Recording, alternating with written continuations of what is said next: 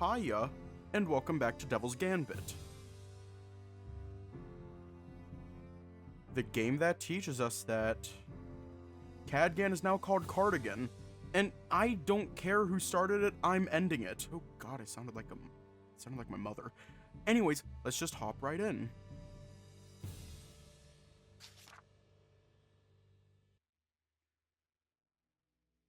Now, Cadgan, what shall we do next?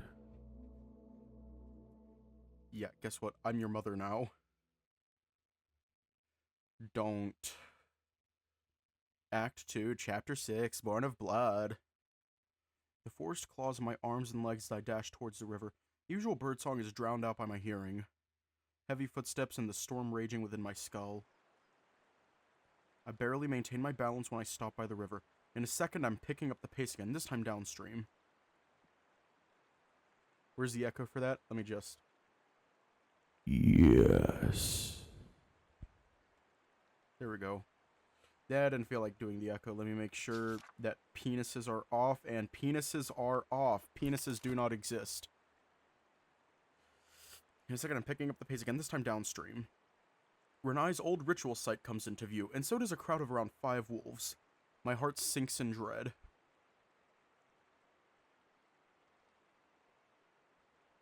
Then it's true, but why did this happen? Ranzkai and I were here just a few nights ago. It couldn't be because of that, could it? No, wait, it must be here to see if the rumors are true, right? Oh, Hector, but what a pathetic excuse that is. Just look at the amphitheater and how it towers over them. Indeed, once I set my gaze upon the tall stone pillars, the truth becomes clear. Deep purple haze leaf vines spread around them, like tendrils threatening to pull the stone out of the earth. And as if to remove any false sense of security, the tendrils fall in and out, fade in and out, moving and pulsing in that impossible way I only witnessed in the valley's haze leaf. I'm taken in by its ghastly dance. It's of how the leaves' shape and size change without rhyme or reason. There's an allure to them, like they're inviting me to come closer.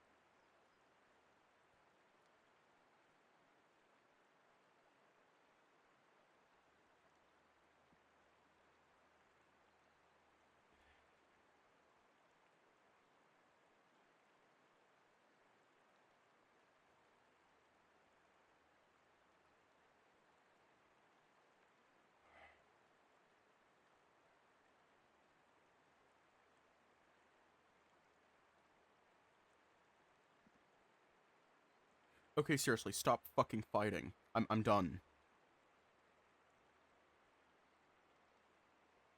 Because you won't stop fighting.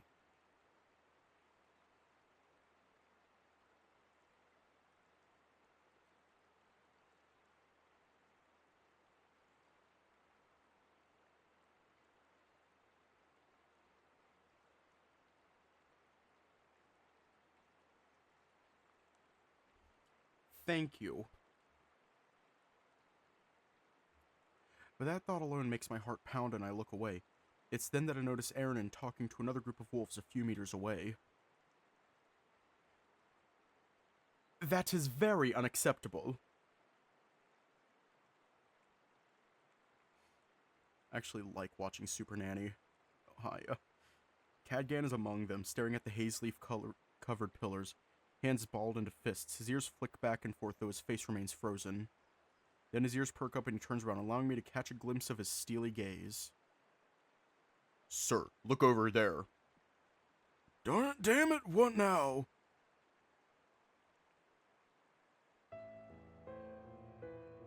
Ooh. I don't like banning people. Lion guards march along the river toward us, holding their spears upright and wearing stone-like expressions. I get a distinct feeling that I can either move out of the way or get trampled, so I pick the former. Wolves appear to have the same feeling and move aside as well. As the lions pass us without much as a glance, I notice Manuel in the center of their formation. I can't see his face from his side. I can tell he's entranced by the haze leaf. Cadgan's group, however, doesn't get any choice. Aaron clasps his hands and is about to address the guard in the front when the lions push him and the others away from the ruins, going as far as bashing them with the spear's shafts.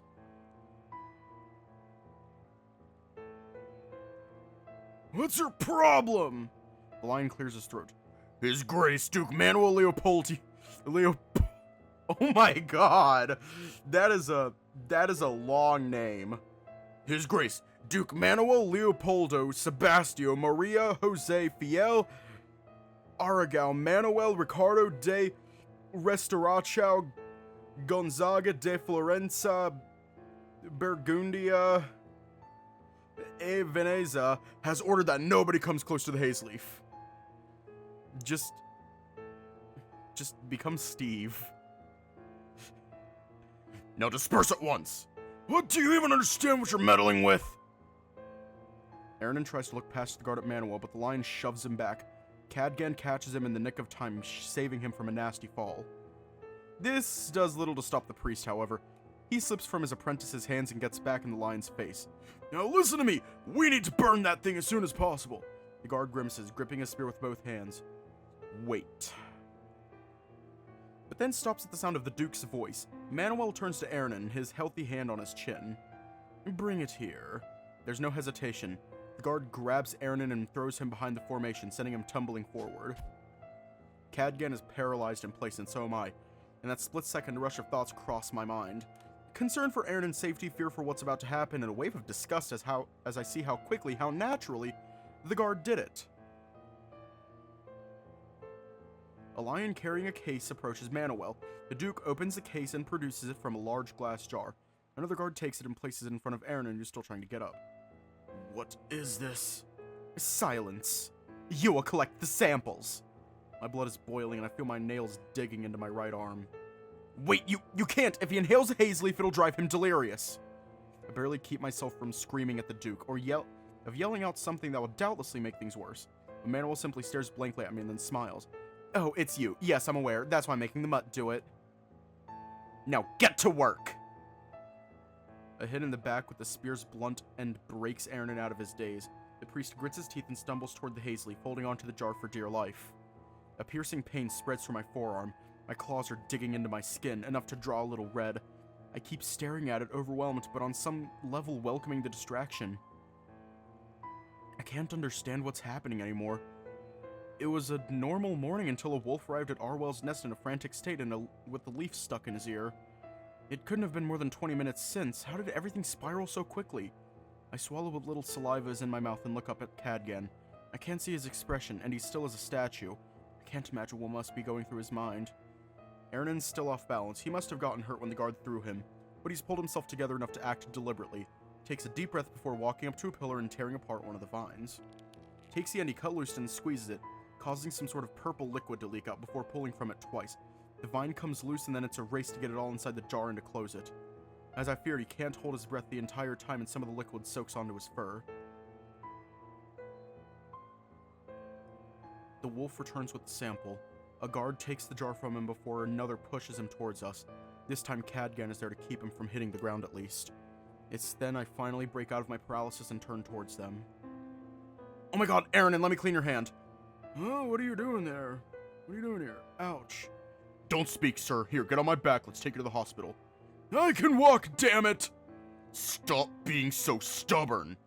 Cadgan's right. Let's go, please. Manuel's holding up the jar, babbling about the haze leaf being fascinating or something to that effect. If I have to stay in his proximity for one more minute, I'll snap. Fine. Right?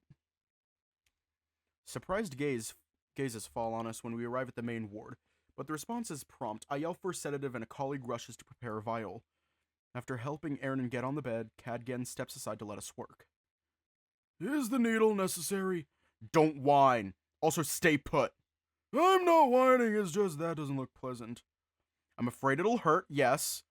He's still lucid at least, not that I expected otherwise, but it's nonetheless a relief. Another doctor's hands hands me an ampule. I check it quickly. The intact label, the correct light yellow color, the subtly viscous consistency, and no signs of dirt or contaminants. I've done it 1,000 times to break the vial's neck and breathe in. There it is, that unmistakable smell. While collecting it with the syringe, I estimate Aaron's weight and age. He's taller than Finbar by a few inches. I quickly calculate the dosage. My colleague prepares the injection site. I give Cadgan a brief look. He has this glassy aspect to his eyes, looking at nothing in particular. He barely moves. Let's start. Tell me when you feel drowsy. Not long after, a wolf comes calling for Cadgan. The light returns to his eyes at the mention of his name, and he excuses himself. All throughout, Aaron fails to hide his anxiety. Almost assume he might have a common fear of needles, but as I line up the syringe, I catch it. He's looking at the liquid. What are you putting in me? It's not the name of the substances that he wants. It's the usual sedative for haze leaf inhalation, and nothing more. I've checked it. How can you tell? I'm good at my job. To my surprise, Aaron's shoulders relax along with his breathing. He does not move his arm away when I position the needle. But how can you tell? The color, the consistency, the scent? I've prepared this kind of sedative before. I know exactly how to identify it. And Aaron keeps looking at me, still apprehensive but growing calmer. He doesn't even wince when I plunge the needle. If someone had tampered with it, I'd know. After injecting, I describe all the characteristics of the drug while holding up the ampule with the leftovers. I even let him smell it so he can check the scent for himself. He's so focused on my description he doesn't even notice when the drug kicks in. Ha. Weed. Once he's stable and safe, I walk outside and see Cadgan talking to some other wolves by the stables. Notices me and tells the others something before heading towards me. Hector, is Aaron all right? Yes, he's asleep right now. But for how long will he be like that? Hard to tell, assuming he didn't breathe in the haze leaf fumes for long. The sedative dosage I injected should be enough and he would be safe to wake up tomorrow. Though I'll probably keep him in the hospital a bit longer just to make sure his coordination isn't impaired. A man his age can get seriously injured if he trips and falls. Worse if it's a guard pushing him around, but I hold that in. How are you feeling? I don't know. It's almost as if he had forgotten himself. It takes him a moment to formulate a proper answer. I think I'm getting a migraine. My ears are ringing, felt dizzy before when I came outside and things calmed down. Without thinking, I lay a hand on his forearm. I'll make sure Aaron is alright, you don't have to worry about that. He sighs, part of the tension in his shoulders disappears, but not all. His gaze shifts towards the stables. Hector, have you ever met an inquisitor? No, I've only heard stories, why? The wolf steps closer and whispers. The haze leaf in the forest. Why it appeared is a mystery to me, but I do know it's not something that should happen. That's a bad, bad omen, Hector. I can make a good guess on why Manuel is so interested in it. To him, it must be proof of demonic activity, or at least something just as bad. Then the Inquisition will get involved? Aaron is right that the Inquisition won't come here unless there are demons and worshippers to kill. But they aren't fools. They are aware of Ranai's roots. They will know the haze leaf showing up outside the valley is a sign of a dark god stirring. Someone will come. Whoever they are, what they intend to do, we cannot tell. He looks away, lost in thought. This is truly a terrible turn of events. What I'm getting at is, do you really intend to stay, no matter how dire the situation may become? Are you afraid of the Inquisition, Cadgan? He blinks in surprise as if he hadn't even considered the idea. I suppose, but now I'm just trying to be pragmatic. I can't predict how this will turn out. The Inquisition might find Manuel's behavior deplorable, or perhaps it'll suspect us of secretly worshipping the Dark God. And if it is the latter, they might reach a conclusion bloodier and more ruthless than we can imagine. Either way, conflict might break out. I already told you I'm staying!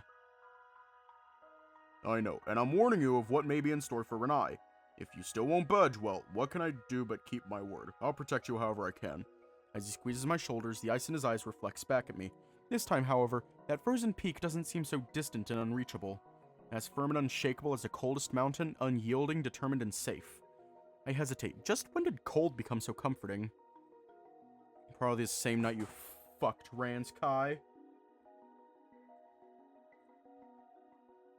Ah! But it also deepens my guilt and doubts all the more. I can't shake the feeling that this is my fault. What other explanation could there be for the sudden appearance of Hazeleaf? And now the Inquisition might come to town because of it. It's just too much. I just wanted Ranzkai to comfort me, to feel warmth at all, to have a home at last.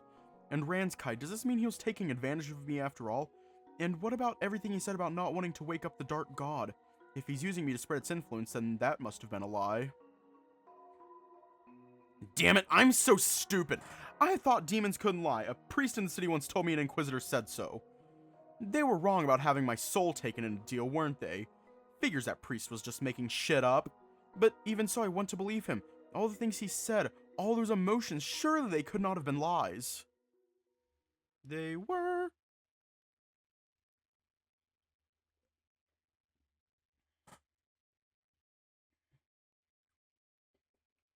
Yay! It's not a boy, it's not a girl, it's Hazeleaf. Congratulations, Hector's pregnant. I open my eyes and stare at the dark ceiling of my room. I'm not getting a wink of sleep tonight, even in this darkness. Feels as though I'm staring right into the sun. Visions of the day keep drifting into my mind. The haze leaf covering the pillars, the guards harassing Ernan, that damned Manuel with his jar of haze leaf, the Inquisition. We shall name the haze leaf Alberto. Hooray! What would have happened had I intervened more forcefully around the Duke? Could I have stopped him from forcing Ernan to harvest the leaves? Maybe he would have forced Cadgan to do it then, or even me. We are younger, healthier. If we had gone on a frenzy, it would have been harder to contain us. Cadgan in particular, but recovery would have been swift. That's why he wanted Ernan to do it, Hector. He's old and disposable. He would not want to waste healthy, usable wolves in a task like this. He needs them for the expeditions.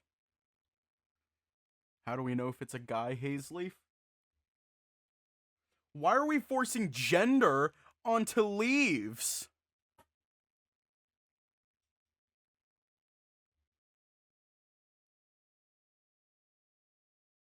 It'd just be Al.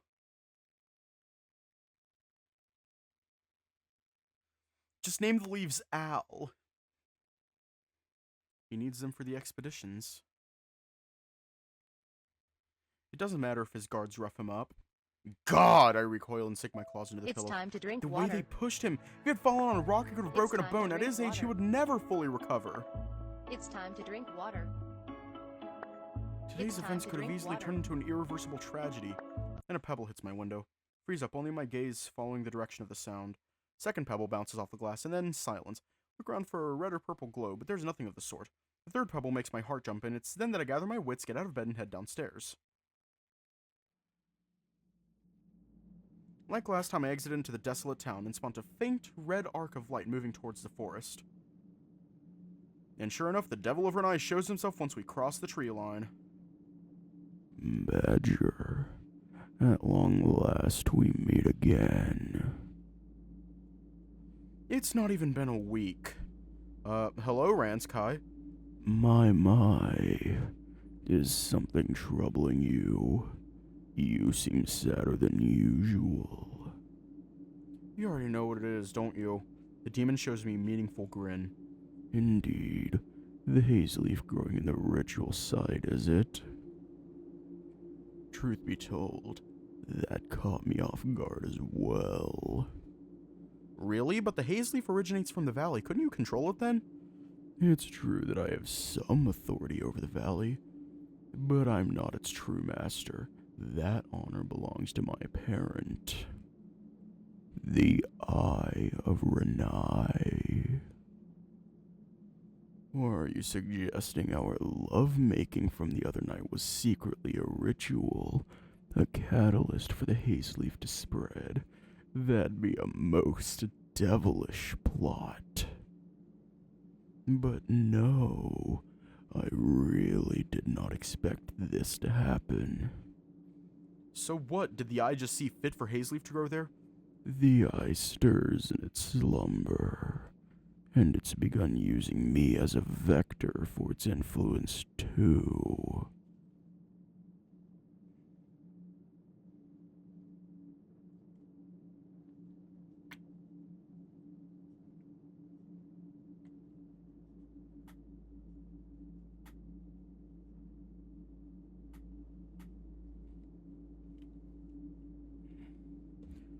We're the daddy that stepped up. Hang on, I'll be right back.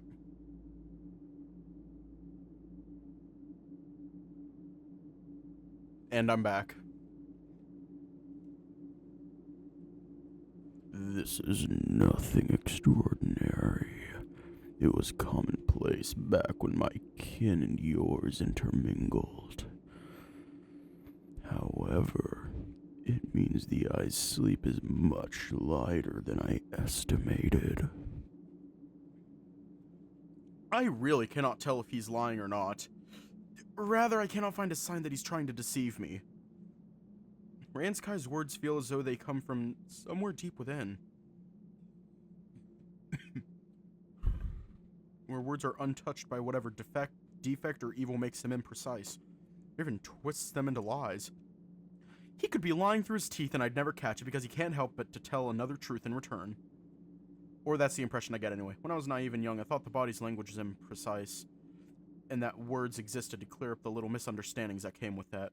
But often the opposite is true. People will say one thing and then do the other, and the truth is often in the space between those. A lord might claim to care about his peasants, to want to protect them, but when he rules them with an iron fist while drowning them in taxes, it's obvious what he cares about is that they continue working on their plot of land. Perhaps the truth about Ranzkai is somewhere between his words and deeds, too. In that case, as to whether I trust him or not, the answer is obvious. Now, Hector, let's get to the actual reason I'm here tonight. Before I can protest him changing the topic, he places a finger on top of my lips. Yes, you possess the thirst for knowledge so typical of mortals. Trust me, all your questions shall be answered tonight. But we might as well have some fun in the process. What do you have in mind? I know a quick path to the ruins in the valley's threshold. Why don't we explore them together? Who knows, we might find something interesting. Yes. Following a demon into the isolated ruins of a fallen civilization. Every night Ranzkai shows up, he seems to pull me closer and closer to the valley. He could be luring me into some sort of trap or trying to spirit me away, but from his voice and what experiences I had with him, it feels like he's just playing with me. That's how he is, isn't it? He will look down at me like I'm a tasty morsel of meat, say the most degrading things, and treat me like an object. But it never feels truly evil. Alright, as long as you keep your word. Naturally. Now follow me. The demon envelops my hand in his and pulls me along. I'm struck silent by how warm his touch is. Suddenly the sensations from when we laid together come back to me. And all sorts of ideas of what he could attempt in the privacy of the valley's ruins pop up. Cool your head, Hector. At this rate, you'll become more of a sex fiend than the demon himself. What's wrong? It's nothing. Are you scared? You should be. Perhaps this time I'll kidnap you and keep you all for myself. My heart skips a beat and I curse under my breath. Damn, sounds kinky. The forest gives way to crumbled ruins, and we walk down what I can only assume to be a former road of a once prosperous town. I thought little of it the first time I was here, but after seeing the forest shrine, I can picture what this place looked like in its heyday. Countless houses built of stone like small castles, nothing like the wooden huts I'm used to seeing in Oblon and Renai. Wolves, or would it have been demons, walking down the same road, on their way to work or perhaps to trade. Hang on, I'm going to turn that down. There we go. There can't be much farmland in the stretch between the forest and the valley. So I figure if this wasn't inhabited entirely by demons, it was a city of traders. This land back then wasn't as hostile and they could grow crops here. We go up some steps and reach what seems to be a plaza. Before us are the remnants of a fountain overlooked by a tower that has endured the test of time better than most other buildings. First I wonder if it used to be an observation tower, but it actually reminds me more of the town's shrine, just made entirely of stone. The architecture is identical. Fascinating, isn't it? Ranzkai swiftly steps aside, and not wanting to be left behind, I run after him. The demon has his arms crossed and one hoof on top of a rock, looking at the stars through what is now more of a hole in the ceiling. You know, Badger, we would have fit in the old Renai. Demons and mortals walking side by side. That used to be the norm. How far has Renai fallen? Reduced to little more than a sad colony. The once proud wolves who my kin held as equals as family now bow their heads to a butcher of a tyrant. Wait, are you saying these used to be Renai, right in the valley itself? Not quite. The original Renai, where the wolves' ancestors flourished, is in the valley's heart. This was more of a temporary settlement before me and the valley chased them off. Even knowing how open they are about their demonic legends, that's incredible. And yet it's true. Not that it matters anymore. In the end, The wolves proved unfit to guard the eye, and now they're too weak to even resist the Duke. I will protect them from the worst consequences of their neglect. The eye shall not awaken under my watch, but there's nothing to do about the misery they've brought upon themselves. I don't think they had a choice, Ranzkai. Slowly, he lowers his gaze and his ears flutter. Then, he chuckles as he looks back at me, gritting his teeth through his smile. They did, and they do. Oh, yes, they do. As long as they have claws and fangs, they do. Should the townspeople butcher the Duke like cattle? What are the consequences, or does he mean something else? Can't blame the people of Ranai for not taking the risk. Grandpa did exactly that, and even if ultimately things improved afterwards, the price was steep. As much as I disliked Grandpa, I'm not sure I'd have the courage to do what he had to do. But did it mean anything to Oblon's survival? Even with our previous lord overthrown, the plague ruined Oblon just the same. His sacrifices meant little for our town's survival, but allowed my father and I to lead better lives. Perhaps that is what Ranzkai is getting at. The demon's tail gently wags as we walk out of the decrepit building and further down the road. Did you also live in the old Ranai, Ranzkai? He wraps his necklace around one of his fingers, thinking. Okay, I'm gonna give Ranzkai a different voice because I don't like having to go up to my microphone every fucking time. I can't keep doing that. I was only born after the wolves abandoned it, so I didn't get to experience its glory days. However, I saw glimpses of it through the memories of other demons that were sacrificed to create me. Sacrificed? I stopped dead in my tracks. How do I say this? Who are you really, Ranzkai? He looks at me with such levity, like he cannot see why my question would even matter. I am a demon. Is that not enough? Not really, I want to know more about you. I know. Well... He breaks into a sprint suddenly. Maybe I'll tell you more if you can catch me. Wait!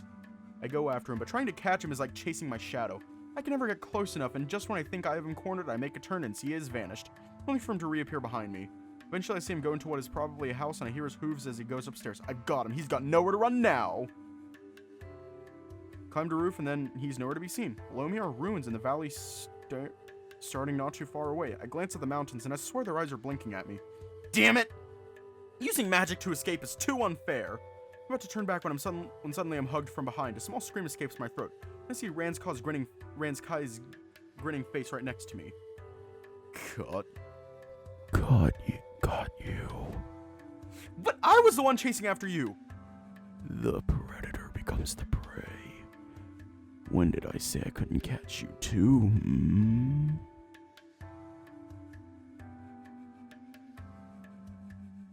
Even in nature, prey will strike back, Hector. Or do you think the hooves and horns are all for show? I giggle as he squeezes my belly, making a half-hearted attempt at breaking free. But he wants more than to just tickle me, judging by one of his hands going lower and lower. Wait. What is it? If we have sex, will Hazeleaf grow here as well? I have a countermeasure for it this time, courtesy of the ancient wolves of Ranai and their dusty old tomes.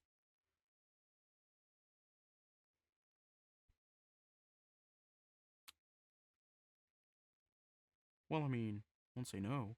He steps away, each step following a rhythm. Slowly, he takes off piece after piece of his attire, turning around to call attention to every centimeter of his body. He's pulling his penis out. When he gets to his loincloth, he stops and shoots back a piercing look.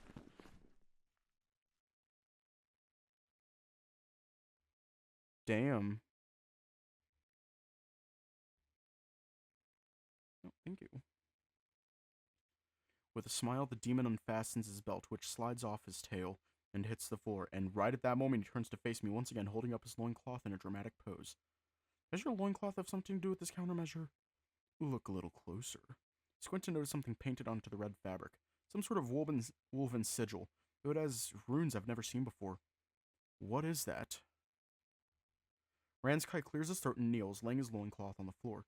Since the eye is using me as a vector, it may be impossible to ward off its influence. However, the ancient Ranzkai wolves devised a sigil to use that influence against it. You don't seem very convinced. It's just the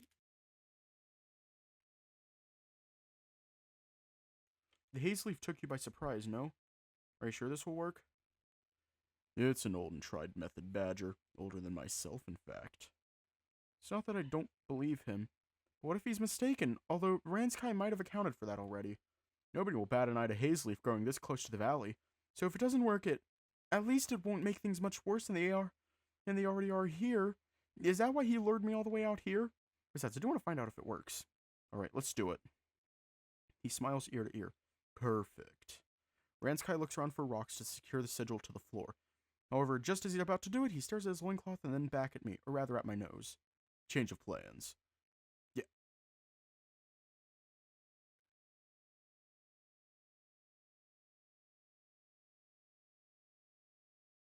Damn! That's kinky.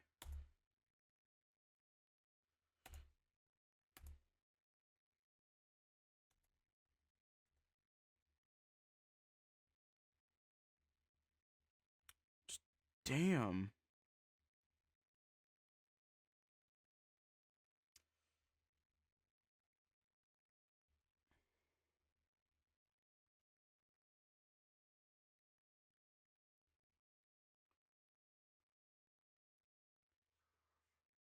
He did!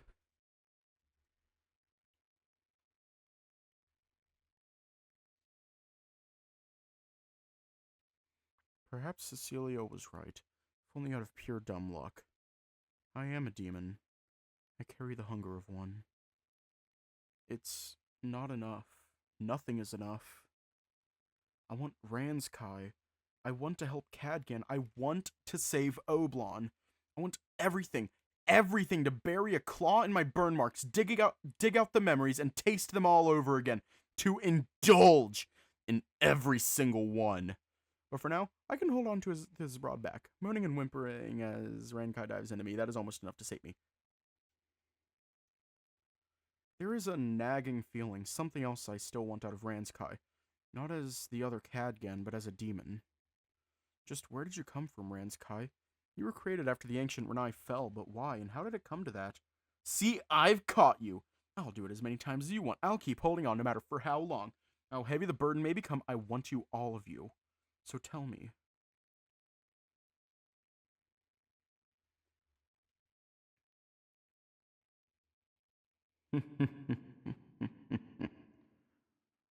Foolish mortal. Only a taste of what demonhood has to offer, and you're already way over your little head.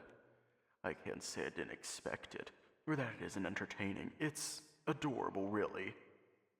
Very well, Badger. Allow me to indulge you then. I thought it best to spare you of this dark tale, but who am I to deny your blooming desires? I shall reveal it all then. Ranai, the Eye Valley, and me! The past that connects us, the tendons and tissue binding us together. Our story begins long ago, back when the world was still in flux. One night, a star descended upon this land. Perhaps it was in response to a prayer, or it might have been the product of pure chance. Whatever the case, a droplet of the sky fell, in the place that would one day be known as the Eye Valley. Though it made a splash, it remained hidden, undiscovered by any soul for a time too long for you to comprehend. That was until one day a humble wolf hunter, a member from a then nomadic tribe, walked into the valley's maw, and in its hearts finally found that droplet. At the bottom of a crater was the gate to an abyss that, unbeknown to him, would shape his people's and this land's history. From that abyss rose a haze that was quickly enveloped the wolf. The hunter struck it with its spear, but it was useless. However, no harm befell him. Rather, the haze retreated on its own, accumulating in the air before him, and took shape, becoming solid. Heart, nerves, bone, flesh, and skin. Layer by layer, an entity was born there. The wolf was in shock, for this new being had a striking resemblance to him. Then it opened its eyes, and from the first moment their gazes met, the hunter understood. Nothing was out of his reach now. Whether it was peace, wealth, eternity, or all the love nature had to offer, he could have it. So when the entity, or should I say the first demon of the eye, reached out to him, rather than striking it down, the hunter took that hand. This communion is how it all started, how Ranzkai would come to be. He returned home changed. He was welcomed by gasps and expressions of shock. Although they all could recognize him, it was clear he was no longer the same kind of being as his clan. Not only was he bigger and stronger, but he could bend nature to his will. With but a wish, he could command saplings to grow wherever he stepped, and with a glance, fruit would ripen and fall from any plant. The trees would act as limbs, growing where he saw fit and extending his reach to the entire forest. By constricting roots around rocks, he could even mold solid stone in the shape he desired. But this power wasn't meant to belong to one person, and the hunter understood this. Boons are meant to be shared, Hector. So the next time they marched, it would be towards the valley. There, all of them basked in the eye's glory. Yeah, I'm definitely not uncensoring this because there's a dick. It's time to drink water. And more of my kin emerged. Together they transformed that crater into a city. It's time to and on top of the eye's abyss, they erected a temple in its honor. For a time, the two worlds coexisted in peace. The eye then drifted in and out of slumber, mustering efforts to spread and grow. The wolves sang it a lullaby every time. I will screenshot it though. There we go. The sigil we used tonight was one of the many forms that song took. Why did more of my kin appear? Good question. Do you think the eye intended to create Ranzkai? The eye wants to sleep, but it being discovered by mortals was an inevitability. Then by creating Ranzkai, it attained a balance where the mortals, rather than being the catalyst of its awakening, protected its slumber. Is that it? It's an interesting idea, if a little naive. Say, Hector, why does fire burn? Does it want to warm and comfort us? Why does rain fall and flow to the ocean? Does it want to quench the thirst of mortals? Fire, water, and so much of nature simply is. It has no intentions or desires. It is there and it will do as it will. The eye is the same as fire and water. It has no self-awareness and no emotions.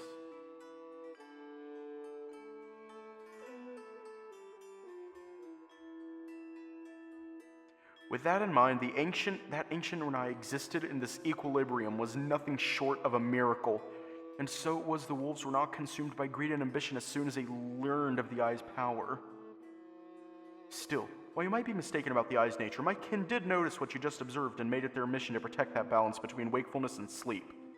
However, no matter how good their intentions were or how many songs for the eye the wolves came up with, greed did little by little to poison their hearts.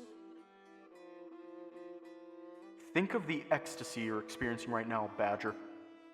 Now imagine how the wolves of old Ranzkai must have felt becoming stronger, changing themselves and their environment to their liking. By this time, Ranzkai's legend of demons living in the valley and chasing away anyone who dared approach it, it had already begun taking shape. You can believe it, the wolves were complicit at the start.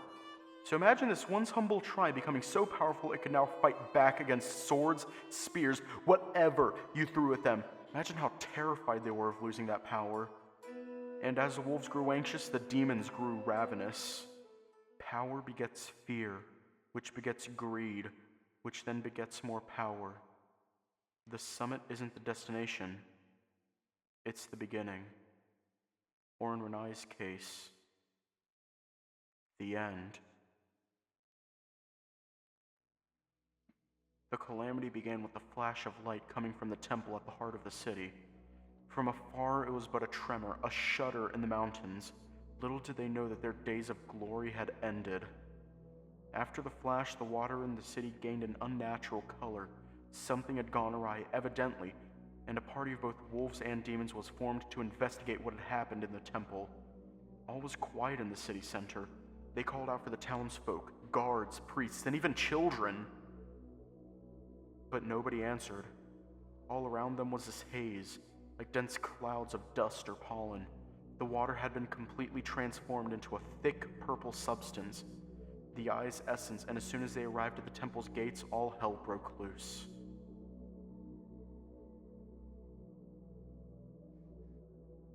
If you've ever thought I'm a monster, well, you've seen nothing, Hector. The full extent of what the eye can create is beautiful and terrible. For it, nature is naught but the soil where its seed will grow into new forms of life. The demons knew this, but as for the wolves, they only learned this truth that day.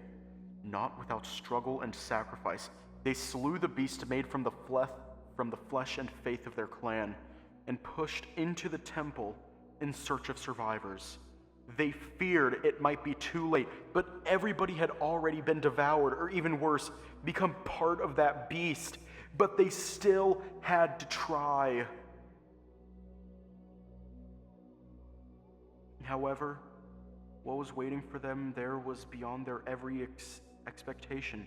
Yes, what they found was a cradle of the future, a promise of the fate that awaited them if they kept walking down that path.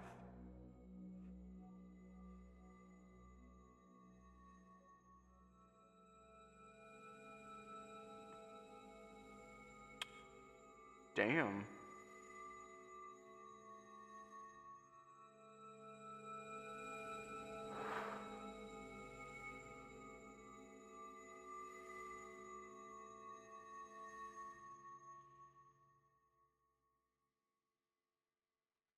The greed, the madness that had taken over the wolves. What they saw in the temple was enough to snap them out of it. Can you imagine Hector, the moment they learned what exactly they had invited into their bodies? I'm sure you felt it too, the guilt and the shame. There's no need to lie, just as you want to have all of me. I'll accept all of you as well. Back to the story. There was nothing they could do for the priests, but more importantly, it had become obvious for both the wolves and demons that the dreamlike life they had enjoyed in Ranzkai couldn't last. They came together one last time to say goodbye to both the Eye and their city. The wolves sang their last lullaby before leaving the valley. The demons remained behind, lost without the wolves that had once given them shape, abandoned. However, unbeknown to everyone, the blood spilled during the calamity flowed through the city's canals and into the temple, and there, mixed with the Eye's essence, this caused a shift in the demons. What my kin did next, I can't tell if it was out of their own volition, being lost without the wolves, or if because the Eye willed it. The Eye had been sealed, but a pool of its essence remained accessible in a different chamber in the temple, the one the blood had flown into.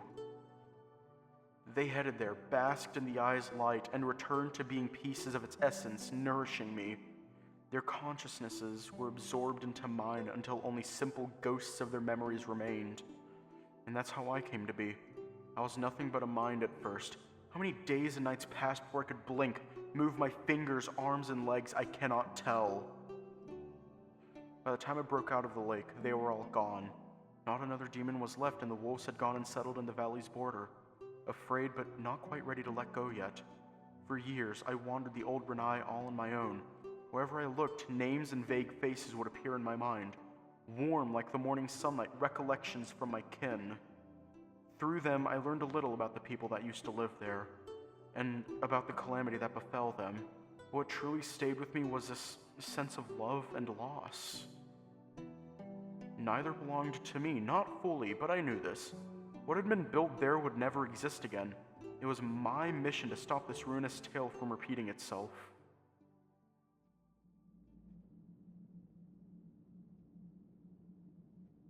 I lean onto Ranzkai's shoulder. It's almost a reflex. The moment he wraps his arm around my shoulders, I'm resting my head against his. What do I make of all this? Rationally, it does little besides reinforcing what I already knew about the Dark God, but the true relationship between the demons and Ranzkai is too much for me to process right now. Before I realize it, I'm staring at his face, almost as though seeking guidance, but he seems so very distant. If Cadgan is a mountain, then Ranzkai might as well be a shooting star.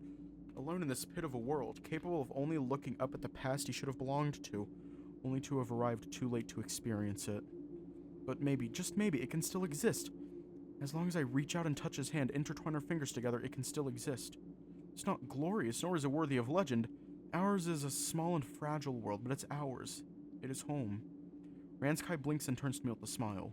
Why the long face? I could ask you the same thing. Oh, please. The last thing I need is you, of all people, to give me pity. He rubs my shoulder and plants a kiss on my forehead. Then, with that devilish gleam back in his gaze, he contemplates our surroundings.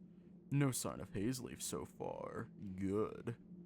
Incidentally, Hector, do you still want to eat with Cadgan? I open my mouth, but my mind is blank. I wasn't expecting that all of a sudden. It was so easy to forget he can read my thoughts. The devil notices my silence and grins. What? Did you think I wouldn't notice? Is that a problem? A problem? Please, it's just amusing. The more I give you, the more you want to take. So typical of a mortal. So, what are you planning? Planning? I don't know. He wants me too, but... He looks so scared. We kissed yesterday, and even then he seemed afraid. I know so weight of everything happening around him. I want to be there for him, but I don't know what to do. God, the worst thing that could happen to me the worst thing that could happen would me becoming another burden. Maybe all of this is a mistake. Hang on. I think I can switch it up. There we go. Ranzkai remains silent, and soon I realize he's waiting for me to continue, and when I don't, he raises an eyebrow, looking somewhat disappointed. That's all by the eye, you're so shameless around me. But then you let these little details stop you with Cadgan. No wonder you fell prey to me. Well, at first I wasn't even sure he liked me. The demon suddenly stands up, throwing his arms high up. Why not? Don't you know him like the palm of your hand, and the back also? Where is all this hesitation coming from? He holds his open hands up, turning them around and around. He clutches them into fists. Could it be guilt? Guilt. Yes, that might be it. I abandoned my best friend, the love of my life, for 9 years while thinking he had nobody else left. It doesn't even matter why I did it, or that it was for the best. It doesn't change the facts or how I feel about them now. What do you think I should do? The way this world works is simple, Hector. If you want something and you have the chance to seize it, then you take it. Or else you'll regret that moment deeply. If you let your regrets burden you until you can no longer step forward, you will always be miserable. But I must say, aren't things going rather well for you now? A few days ago you were heartbroken, but now you've made up and even shared a tender moment. Perhaps all that prude needs is a little time. Or if you're impatient, a little push, just like you did. I blink, and with a sigh I look up at the stars. Maybe so. And on that note, we dress up and head back to her, and I'm mostly silent as Ranzkai's words swirl around in my head. Okay. Once the town comes into view, the demon stops and crosses his arms. Hector, there's something you must know. What is it? The Duke will start his profane expedition any time now. And so for the foreseeable future, I will focus on thwarting his efforts. That means we won't see each other for a few nights. Recently, it's been easy for me to forget, but the one sabotaging the expedition, the one hurting all those wolves, is Ranzkai. Of course, if I accused him of that, he'd say it's Manuel who's been hurting them, and he's not entirely wrong, but in bringing this up so casually, I don't know how it makes me feel. Oh, well, please don't be too rough on the townspeople. What an idiot. What am I even saying? I'm not killing them, am I? I'd say I've been plenty gentle. Don't look so gloomy now. I'm not so heartless as to leave you alone for long without a little consolation.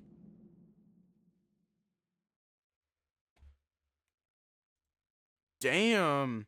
Before I can ask what he's up to, he once again removes his loincloth and holds it in front of me. Here, something to remember me by. At a sync word, almost instinctively, I reach out and grab it. Ranzkai couldn't look more satisfied if he tried. I wonder why he and the valley smell so strongly of flowers. Damn! Damn! Yeah, we're keeping it. Damn!